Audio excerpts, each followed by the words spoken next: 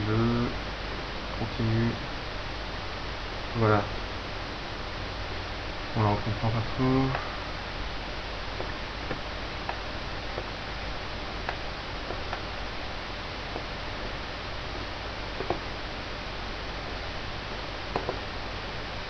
Voilà, vous voyez comment ça réfléchit. Oh, ça reflète.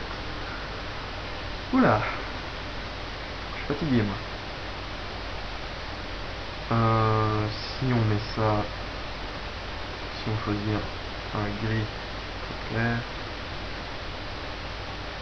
vous voyez tout de suite la différence. Blanc. Peut-être je suis curieux. Peut-être que blanc ça reflète aussi. Dans ce cas, je relève la milieu total. Et oui, ça reflète. Mais bon, vous avez vu la différence. Ah.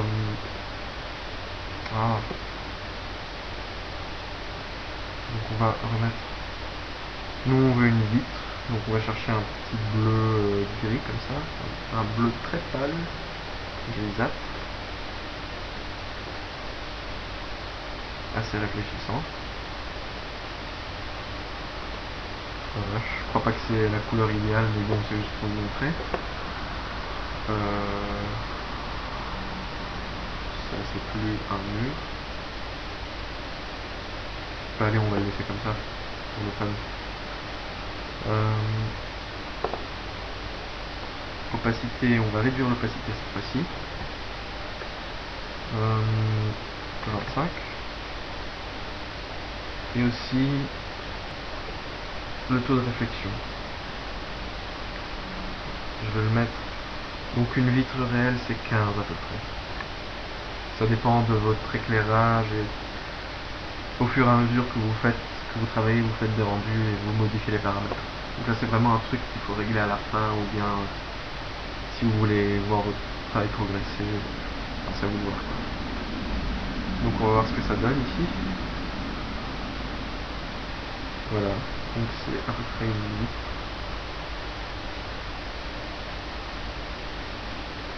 Je dis bien à peu près. On va la faire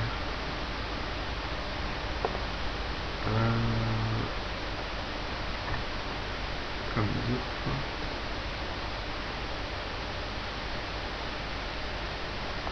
Voilà. Des vitres qui sont à la fois, si on zoome, vous voyez le fond là-bas, par un rendu, qui sont à la fois légèrement transparentes pour ceux qui arrivent à le voir. Ok, donc ça c'est comment faire une vitre. Une surface réfléchissante, un miroir, etc. Maintenant vous savez. Je sais pas pourquoi tout est décalé comme ça. Je vais le remettre à 0. Pour ça je clique ici, je sélectionne tout, je mets 0, 0, 0. Là j'ai sélectionné un seul truc je crois. Voilà. Je sélectionne tout. 0, 0, 0.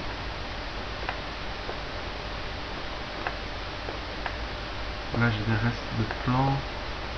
Oula. C'est ce qui arrive quand vous avez un dossier AutoCAD foireux. Bref. Ah, problème. Je reviens là où j'étais. Pardon. Ok. Qu'est-ce que je peux vous montrer d'autre?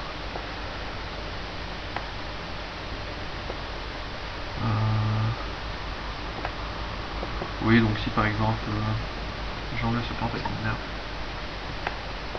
Si par exemple vous avez deux trucs, en fait, deux trucs qui sont un mur.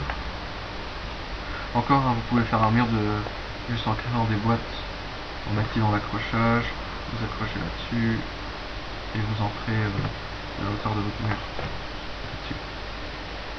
Voilà. Donc ça je vais supprimer. Oui, donc je disais, si vous voulez... Ah, oui, voilà. Là, je me suis rappelé ce que je voulais faire.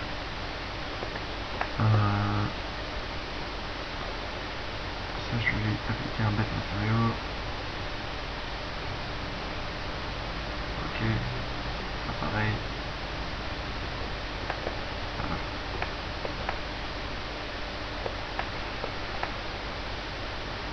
Donc par exemple, si je veux faire un toit qui rejoint ces deux trucs, ce que je vais faire, c'est la chose suivante. Donc, je vais sur ça, c'est déjà en polyéditable, je sélectionne les arêtes, je fais connect, ça je le bouge à... Enfin, je vais le coller ici, je vais le descendre de 20 cm.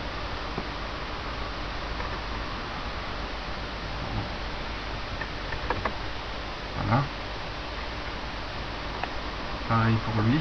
Bon, après on va arrêter lui. Non, maintenant. Le truc c'est que c'est deux objets différents, donc quand ça c'est en polyéditable, je peux pas travailler sur ça. Je peux pas sélectionner les arêtes de ce truc. Alors ce qu'il faut c'est faire un objet des deux, donc attacher celui-là à celui-là. Alors pour ça il y a une simple commande qui dit attache, et vous cliquez sur l'objet que vous voulez attacher. Là c'est un truc qui concerne les matériaux, si vous voulez garder le matériau de l'objet ou adopter le matériau, bref.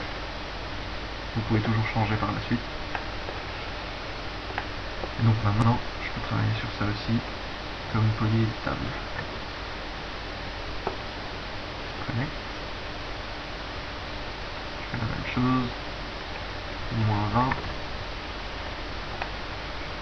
Et le truc c'est que maintenant je veux un toit de là à là. Donc, vous verrez.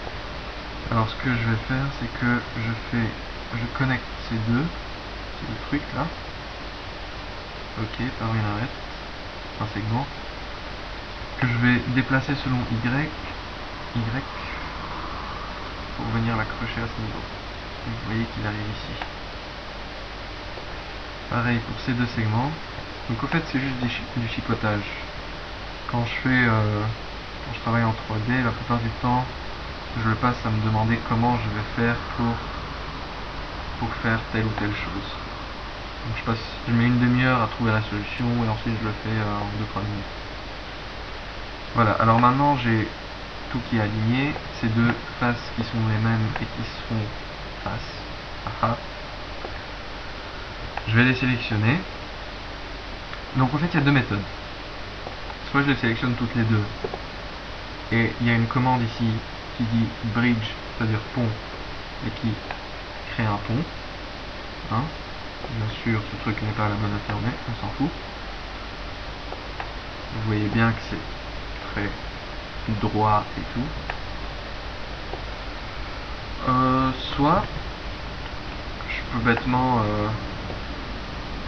au lieu de m'amuser à tracer là-dessus et là-dessus, je trace uniquement sur cette face et je fais extrude. Oups. Un extrude que je viens par la suite coller selon Z et ce point à ce niveau et selon X là, et j'ai le même résultat. Voilà. Ok, c'est bon. Ben, je crois que c'est tout pour ce cours parce que ça devient devenu un peu long. Si vous avez des questions, comme d'habitude, postez-les sur le forum. Et voilà. Amusez-vous quoi. Bye.